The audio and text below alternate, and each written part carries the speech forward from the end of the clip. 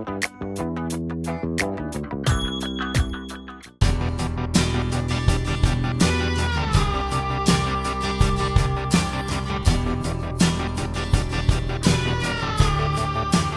Mário de Andrade, nos anos 40, dizia que a Semana de Arte Moderna tinha deixado três legados importantes.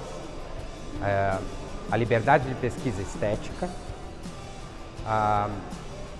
a ideia de nação, né, pensar a cultura para uma nação moderna, e o terceiro eu não lembro. De qualquer maneira, esses dois princípios podem certamente ser ligados àquele evento de 22. E foi dessa maneira que ele foi visto ao longo do século XX inteiro. Né? Nesse sentido, é um legado. Agora, para que esse legado de fato frutifique, seria preciso, como foi naquela época nos anos 20 e depois, quando o Mário de Andrade pensou isso no finalzinho da vida dele nos anos 40, que essas duas coisas continuassem, pelo menos essas duas coisas continuassem sendo fundamentais e desejáveis. Né? Ter uma liberdade de pesquisa estética mesmo, e liberdade é a palavra mais importante, e ter um projeto de nação. Se isso ainda existir, e eu tenho dúvidas que exista, tanto uma coisa quanto outra, a Semana de Arte Moderna ainda pode se tornar muito importante e, de fato, um legado para o presente. Se não for, ela se torna apenas um evento histórico importante, mas que ficou no passado.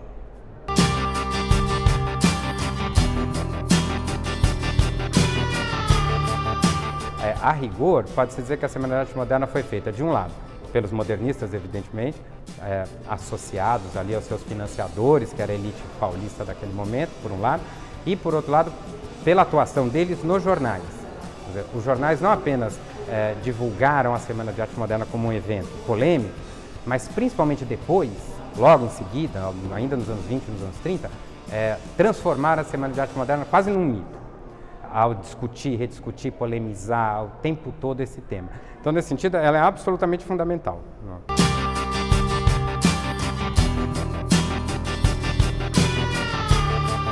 Até segunda ordem é inviável, né? Porque, como eu disse, para ser viável é preciso que tenha um projeto nacional que peça isso. Né? E eu não creio que essa seja exatamente a nossa situação. Né?